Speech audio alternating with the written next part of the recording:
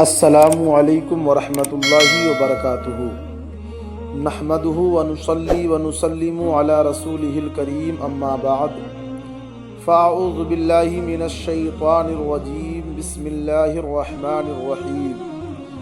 ثم لتسألن یومئذ عن النعیم۔ آمنت باللہ صدق اللہ العظیم وصدق رسولہ النبی الامین الکریم، وَنَحْنُ عَلَى ذَلِكَ لِمَا قَالَ رَبُّنَا لَمِنَ الشَّاهِدِينَ وَالشَّاكِرِينَ وَالْحَمْدُ لِلَّهِ رَبِّ الْعَالَمِينَ۔ آئیے سب سے پہلے نبی رحمت صلی اللہ علیہ وسلم کی بارگاہ میں درود شریف کا نذرانہ محبت پیش کر لیں۔ اللہم صلی علی سیدنا مولانا محمد وبارک وسلم، صلاۃ و سلام علیک سیدی یا رسول اللہ صلی اللہ تعالی علیہ وسلم۔ حضرات، جیسا کہ معلوم ہے یہ شمسی سال 2024 کے اختتام میں 2-3 دن باقی ہیں۔ اس موقع پر ہمیں اپنے گزشتہ سال کے معاملات کا جائزہ لینا چاہیے اور کوتاہیوں کا ازالہ کرتے ہوئے کامیاب لوگوں کی رہنمائی سے یہ طے کرنا چاہیے کہ منزل تک رسائی کے لیے آئندہ کیا کرنا ہوگا، چونکہ رب تبارک و تعالیٰ کے احسانات اس قدر ہیں کہ اگر انسان انہیں شمار کرنا چاہے تو اس کی گنتی ختم ہو جائے گی، مگر رب کریم کے انعامات کو شمار نہیں کر پائے گا۔ دین متین سکھاتا ہے کہ خالق کائنات کی نعمتوں کی قدر کرتے ہوئے ان کا صحیح استعمال کرنا چاہیے۔ روز قیامت پوچھا جائے گا کہ نعمتوں کا شکر ادا کیا تھا یا نہیں کیا تھا، انہیں کن ذرائع سے حاصل کیا تھا اور کیسا استعمال کیا تھا۔ اللہ کا ارشاد ہے، ثم لتسألن یومئذ عن النعیم، پھر بے شک ضرور اس دن تم سے نعمتوں کے بارے میں پوچھا جائے گا۔ لہٰذا وقت اور مال اللہ کی خاص نعمتیں ہیں، ان کے صحیح استعمال کی زیادہ تاکید ہے اور قیامت کے دن ان کے حوالے سے خصوصی طور پر سوال ہوگا۔ لہٰذا 2-3 دن کے بعد نئے سال کا آغاز ہونے والا ہے، تو اس دن ہمیں کیا کرنا چاہیے؟ ہمیں اپنے وقت کا حساب کرنا چاہیے کہ ہمارا یہ سال کن کاموں میں گزرا ہے۔ اگر محاسبہ سے معلوم ہو کہ اس سال میں نیکیوں کا بڑا ذخیرہ جمع کیا ہے اور رضائے الہی کے کاموں میں بڑھ چڑھ کر کے حصہ لیا ہے، تو اس وقت توفیق پر رب کریم کا شکر ادا کرنا چاہیے۔ لیکن اگر صورتحال اس کے برعکس ہو تو فوراً اپنی اصلاح کی بھرپور کوشش کرنی چاہیے، کیونکہ وقت کسی کا انتظار نہیں کرتا۔ جس طرح 2024 ضائع ہو گیا اور پتہ بھی نہیں چلا، ایسے ہی خدا نخواستہ خود کو نہ سنوار پائے تو 2025 بھی برباد ہو جائے گا اور قیامت کو اس کے حساب کے وقت سخت شرمندگی کا سامنا ہوگا۔ یہی حال مال کا ہے کہ مال کے حوالے سے بھی اپنا محاسبہ کرنا چاہیے کہ 2024 میں ہم نے کن ذرائع سے مال کمایا اور کن کاموں میں خرچ کیا۔ اگر کمائی حرام تھی یا ایسے کاموں میں خرچ کیا جن سے شریعت نے منع فرمایا ہے، تو سمجھ لیجئے کہ ہمارا مال ہماری تباہی کا ذریعہ بن رہا ہے۔ فوری طور پر گزشتہ سے توبہ کرتے ہوئے آمدن اور خرچ دونوں کو شریعت کے تابع کیجئے تاکہ ذلت و رسوائی سے بچ سکیں۔ نیو ایئر نائٹ کے نام پر اپنا مال فحاشی اور دیگر غیر شرعی کاموں پہ خرچ کرنے کا مطلب ہے کہ ہم اللہ کی دی ہوئی نعمت کو اس کی نافرمانی میں استعمال کر رہے ہیں، جو نعمت سے محرومی کے ساتھ ساتھ عذاب کا بھی سبب ہے۔ وقت گزر گیا تو پھر وہ آنے والا نہیں ہے۔ بڑی تیزی کے ساتھ ہم سے 2024 بھی رخصت ہو رہا ہے، لہٰذا ہمیں وقت کی قدر کرنی چاہیے، اور وقت کی قیمت کو اگر آپ سمجھنا ہے تو سیدنا سرکار صدیق اکبر رضی اللہ تعالی عنہ کی حیات طیبہ کو آپ دیکھ لیں کہ قبول اسلام سے وصال پرملال تک ان کے شب و روز کا جائزہ لیا جائے تو معلوم ہوگا کہ ان کے وقت کا ایک بڑا حصہ رسول اللہ کی بارگاہ میں حاضر رہ کر گزارا، کچھ بارگاہ عالی میں حاضری کے انتظار اور اس کی تیاری میں صرف ہوا، جبکہ وصال نبوی کے بعد ان کا ایک لمحہ امت کی کشتی کو سنبھالنے میں بیتا، حتیٰ کہ قیامت تک کے لیے پہلوئے اقدس میں پہنچ گئے۔ سبحان اللہ۔ اگر دولت والی نعمت کا اندازہ لگانا ہے، کیونکہ دولت بھی اللہ کی خاص نعمت ہے، ہمیں دولت کو استعمال کرنے کا سلیقہ بھی اگر سیکھنا ہے تو سیدنا صدیق اکبر کی زندگی کو آپ دیکھیں کہ آپ قریش کے مالدار ترین افراد میں سے تھے۔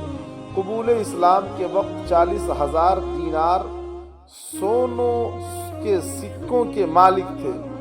آپ نے وہ تمام اسلام اور مسلمانوں کی خدمت کے لیے رسول اللہ کے قدموں پر نچھاور کر دیے۔ سبحان اللہ۔ خوش نصیبی کی انتہا کہ سرکار دو عالم نے بھی مال خرچ کرنے پر آپ کی تعریف فرمائی، اور خود رب ذوالجلال نے بھی عزت افزائی کے ساتھ ساتھ انعام و اکرام اور رضائے ابدی کا وعدہ فرمایا۔ حضرت ابو ہریرہ رضی اللہ تعالی عنہ سے روایت ہے کہ نبی رحمت صلی اللہ علیہ وسلم نے ارشاد فرمایا، ما نفعنی مال قط ما نفعنی مال ابی بکر، مجھے کسی کے مال نے اتنا نفع نہیں دیا جتنا ابو بکر کے مال نے نفع دیا ہے۔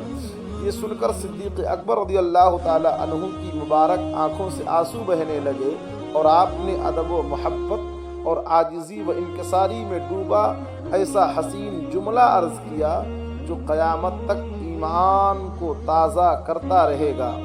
کہا، حل انا و مالی الا لک یا رسول اللہ، اے اللہ کے نبی صلی اللہ علیہ وسلم، ابو بکر کا مال نہ فرمائیے۔ یہ عاجزی ہے حضرت سیدنا صدیق اکبر رضی اللہ تعالیٰ عنہ کا۔ فرماتے ہیں، میں بھی آپ کا ہوں اور میرا مال بھی آپ ہی کا ہے۔ سبحان اللہ۔ لہٰذا ہمیں بزرگوں کے زندگی کو، صحابہ کے زندگی کو دیکھنا چاہیے کہ کس طریقے سے انہوں نے مال کی قیمت کو سمجھا اور وقت کی اہمیت کو سمجھا، چونکہ یہ دونوں اللہ کی خاص نعمتوں میں سے یہ دو نعمتیں ہیں۔ لہٰذا نئے سال کی آمد پر اس حوالے سے غور کرنا بھی ضروری ہے کہ نیکیوں کی کثرت اور بھلائی کے کاموں میں سبقت اللہ کی خوشنودی اور اخروی درجات کی بلندی کا ذریعہ ہے۔ قیامت کے روز جب نیکوکاروں کو انعامات و اعزازات سے نوازا جائے گا، تب معلوم ہوگا کہ نیکیوں کی قدر کیا ہے۔ لہٰذا یہ سال جو ہم سے گزر رہا ہے اور جو سال آنے والا ہے، اس پر ہم خرافات نہ کر کے، اپنے مال و دولت کو بیجا صرف نہ کر کے، بلکہ اس کا صحیح استعمال کریں اور وقت کی قدر کرتے ہوئے اللہ کی بارگاہ میں دعا کریں کہ مولا، جتنی گناہیں مجھ سے گزشتہ سال ہوئی ہیں، مولا تو اسے معاف فرما دے اور آنے والے سال کو ہمارے لیے بہتر بنا دے، کیونکہ اللہ تبارک و تعالیٰ نے قرآن مقدس کے اندر ارشاد فرمایا، وَلَلْآخِرَةُ خَيْرٌ لَكَ مِنَ الْأُولَىٰ، یعنی اے محبوب، آپ کی گھڑی، ہر آنے والی گھڑی پچھلی گھڑی سے بہتر ہے۔ میرے مصطفیٰ کی گھڑی ہر پچھلی گھڑی سے بہتر ہے، آنے والی گھڑی تو ہم نبی رحمت صلی اللہ علیہ وسلم کے غلام ہیں۔ انشاءاللہ العزیز ہماری بھی آنے والی گھڑی ہر پچھلے گھڑی سے آنے والی گھڑی انشاءاللہ بہتر ہوگی، لہٰذا وقت کی قدر کرنی چاہیے۔ آپ دیکھیں کتنے افسوس کی بات ہے کہ انسان تجارت، تعلیم، رہائش، نوکری اور بچوں کے حوالے سے تو اگلے سال کے لیے منصوبے بناتا ہے، مگر دینی ترقی کے لیے پلاننگ نہیں کرتا۔ یہ فکر تو ہے کہ اگلے سال کاروبار کیسے ہوگا، مگر یہ پرواہ نہیں ہے کہ میرے دامن میں ایسے اعمال ہوں کہ مجھے بھی جنت کے کسی دروازے سے پکارا جائے۔ سال 2024 ختم ہونے کا مطلب ہے کہ ہماری زندگی کا 1 سال مزید کم ہو گیا ہے۔ پہلے اگر ہماری موت کو مثلاً 10 سال باقی تھے تو اب 9 سال رہ گئے ہیں۔ اب بھی نیکیوں میں کثرت کے لیے منصوبہ بندی نہ کرنے کا مطلب ہے کہ ہم اپنی زندگی کے باقی چند سالوں کے لیے کوشش کر رہے ہیں مگر لاتعداد سالوں کی فکر ہی نہیں ہے۔ لہٰذا ہم سنی صحیح العقیدہ مسلمان ہیں۔ ہمیں کیا کرنا چاہیے؟ ہمارے لیے ہدایت اتباع قرآن اور سنت ہے۔ کلمہ طیبہ پڑھنے کے بعد مسلمان کو یہ زیب نہیں دیتا ہے کہ وہ اپنی منمانی کرے، رسم و رواج اور دیگر معاملات میں اس بات کی فکر ہی نہ کرے کہ اللہ اور اس کے حبیب نے کیا حکم فرمایا ہے۔ جو دل میں آئے یا جس میں ظاہری مفاد ہو یا جو کچھ لوگوں کو کرتا دیکھے ویسا ہی کرنے لگ جائے۔ یہ رویہ رکھنے والا بندہ ناکام جو ہے، نام کا مسلمان تو ہے مگر اس کا طریقہ مسلمانوں والا نہیں ہے۔ حقیقت میں مسلمانی یہ ہے کہ بندے کا ہر عمل قرآن و سنت کے تابع ہو اور وہی کچھ کرے جس کا اس کے مالک و خالق نے حکم فرمایا ہے اور اس کے نبی رحمت صلی اللہ علیہ وسلم نے تربیت فرمائی ہے۔ آپ دیکھیں سیدنا صدیق اکبر رضی اللہ تعالیٰ عنہ کے زندگی پر ایک نظر ڈالیں کہ قرآن و سنت پر عمل کیسے کرتے تھے اور کرنے کا جذبہ قیامت تک کے لیے جو ہے نعرہ نور ہے۔ دور صدیقی میں شام، روم اور جو ہے کئی فتوحات کا آغاز ہو چکا تھا۔ اس دور میں بڑی ریاستوں کا رواج تھا۔ جب کوئی علاقہ فتح ہوتا تو وہاں کے سردار کو قتل کر کے اس کا سر کاٹ کر دارالحکومت میں بادشاہ کے پاس بھیج دیا جاتا۔ شام کے کچھ علاقے فتح ہوئے تو وہاں کے بڑے مذہبی لیڈر کا سر کاٹ کر خلیفۃ الرسول سیدنا صدیق اکبر رضی اللہ تعالیٰ عنہ کی خدمت میں بھیج دیا گیا۔ آپ نے اس پر ناپسندیدگی کا اظہار فرمایا تو عرض کی گئی، یا خلیفۃ رسول اللہ صلی اللہ علیہ وسلم فإنہم یصنعون ذلک، یعنی اے سرکار دو جہاں صلی اللہ علیہ وسلم کے خلیفہ مکرم، یہ وہاں کا رواج ہے، وہ لوگ ایسا ہی کرتے ہیں۔ یہ سن کر آپ نے بہت خوبصورت اور تاریخی جملہ ارشاد فرمایا جس میں ڈانٹ کا پہلو بھی تھا۔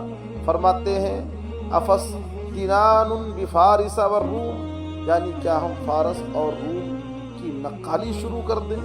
یعنی ہم جو فارس اور روم میں جو غیر مسلم آباد ہیں کیا ہم ان کی نقالی شروع کر دیں، ان کے تہذیب و تمدن کو اختیار کر لیں؟ پھر آپ نے قیامت تک کے لیے لائحہ عمل دیتے ہوئے فرمایا، لا یحمل الی راس فانما یکفی الکتاب والخبر، یعنی آئندہ کسی کا سر کاٹ کر میرے پاس نہ لایا جائے۔ ہم کفار کے رسم و رواج کو جوتے کی نوک پر رکھتے ہیں، ہمارے لیے رب کا قرآن اور رحمت عالم کا فرمان ہی کافی ہے۔ سبحان اللہ۔ سیدنا صدیق اکبر رضی اللہ تعالی عنہ کی اس خوبصورت ارشاد کو سامنے رکھتے ہوئے ہم اپنی صورت حال پر غور کریں تو سر شرم سے جھک جاتا ہے۔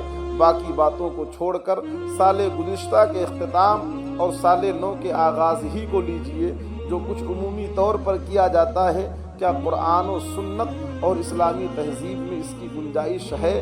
کیا کرسمس پر کیک کاٹنا اور مبارکباد دینا اسلامی تعلیمات سے ہے؟ ہرگز نہیں۔ یہ خالصتاً عیسائیوں کا مذہبی تہوار ہے جس کا اسلام سے دور کا بھی تعلق نہیں ہے، مگر ریاست کے سرکردہ افراد اس میں ایسے شریک ہوتے ہیں جیسے معاذ اللہ یہ کوئی ثواب کا کام ہو۔ نیو ایئر نائٹ کے حوالے سے جو طوفان بدتمیزی بپا ہوتا ہے، کیا یہ اسلامی تہذیب ہے؟ ہرگز نہیں۔ موسیقی، شراب نوشی، ناچ گانا، آتش بازی اور ہوائی فائرنگ، ان سب کاموں سے تو شریعت مطہرہ نے سختی کے ساتھ منع فرمایا ہے۔ گاڑیوں کے سلنسر نکال کر لوگوں کو تکلیف دینا، کیا یہ اسلامی مزاج ہے؟ بالکل نہیں۔ قرآن حکیم نے مسلمانوں کو بلا وجہ تکلیف دینا ایک بڑا گناہ قرار دیا ہے۔ اگر یہ پوچھا جائے کہ آپ یہ سب کچھ کیوں کرتے ہیں، تو اس کا جواب فقط یہی ہوگا کہ دنیا ایسا کر رہی ہے۔ حضرات سیدنا ابو سعید خدری رضی اللہ تعالی عنہ سے روایت ہے، نبی رحمت صلی اللہ علیہ وسلم نے ارشاد فرمایا، قیامت کے قریب پیدا ہونے والی صورتحال سے متعلق ناپسندیدگی کا اظہار کرتے ہوئے اور اس سے منع کرتے ہوئے فرمایا، لا تتبعن سنن من كان قبلكم شبرا شبرا وذراعا بذراع حتى لو دخلوا حجر ضب تبعتموهم، یعنی مسلمانوں تم ضرور شرعی احکام کی خلاف ورزی میں مکمل طور پر اپنے سے پہلے لوگوں کے راستے پر چل پڑو گے، حتیٰ کہ اگر وہ گوہ کے سوراخ میں گھس جائیں تو تم بھی ان کے پیچھے چلو گے۔ صحابہ کرام نے عرض کیا، یا رسول اللہ الیہود والنصارى، یعنی یا رسول اللہ کیا مسلمان یہود و نصارہ کے پیچھے چل پڑیں گے؟ فرمایا فمن، یعنی اور کس کی بات کر رہا ہوں؟ یہود و نصارہ کی ہی بات کر رہا ہوں۔ مسلمان اندھا دھند ان کی پیروی کرنے لگیں گے۔ ہمیں چاہیے کہ سیدنا صدیق اکبر رضی اللہ تعالی عنہ کے اس حسین جملے سے رہنمائی لیں، فإنما یکفی الکتاب والخبر، یعنی ہم کفار کے رسم و رواج کو جوتے کی نوک پر رکھتے ہیں، ہمارے لیے رب رحیم کا قرآن اور مصطفیٰ کریم کا فرمان کافی ہے۔ سبحان اللہ۔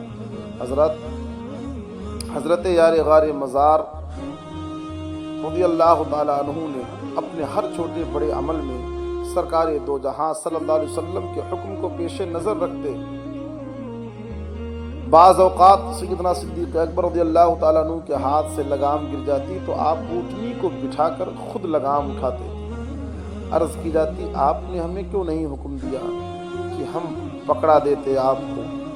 تو فرماتے کہ میرے محبوب سرور دو عالم صلی اللہ علیہ وسلم نے مجھے حکم فرمایا تھا کہ میں لوگوں سے کچھ نہ مانگوں۔ اللہ، لوگوں سے سوال کرنے کی ممانعت کا مطلب یہ تھا کہ شدید مجبوری کے بغیر لوگوں سے مال چیزیں نہ مانگی جائیں، مگر سیدنا صدیق اکبر کا جذبہ اطاعت ایسا بے مثال تھا کہ لوگوں سے کسی شے کا بھی سوال نہ فرماتے، حتیٰ کہ لگام گرنے پر بھی خود سواری سے اتر کر اسے اٹھاتے، صرف اس لیے کہ رسول اللہ نے سوال کرنے سے منع فرمایا ہے۔ لہذا سال نو کی آمد پر کام نیا ہو مگر شریعت کے اصول کے مطابق ہو تو وہ اچھا ہوتا ہے، جبکہ شرعی تقاضوں کی پاسداری نہ کی جائے تو وہ کام برا ہو جاتا ہے، اور ایسے ہی کاموں کو بدعت قرار دے کر سرکار دو عالم نے ان کی مذمت فرمائی ہے۔ نئے سال کی آمد پر دنیا بھر میں خوشی کا اظہار کیا جاتا ہے اور مختلف تقریبات کا انعقاد ہوتا ہے، یہ سب اگر شریعت کے دائرے میں ہو تو اچھی چیز ہے، اور دینی تقاضوں کے برعکس ہو تو ہرگز اس کی اجازت نہیں دی جا سکتی ہے۔ لہٰذا یہ سال ختم ہونے والا ہے اور نئے سال کا آغاز ہونے والا ہے۔ جیسا کہ میں نے پہلے بتایا کہ وقت اور مال دونوں اللہ کی عظیم الشان نعمتیں ہیں، ان کے بارے میں قیامت کے دن خصوصی طور پر پوچھا جائے گا، لہٰذا انہیں رب کریم کی فرما برداری میں ہی استعمال کرنا چاہیے۔ اگر ہم اپنا وقت یا مال فضول اور غیر شرعی کاموں میں ضائع کریں تو روز قیامت سخت شرمندگی ہو سکتی ہے۔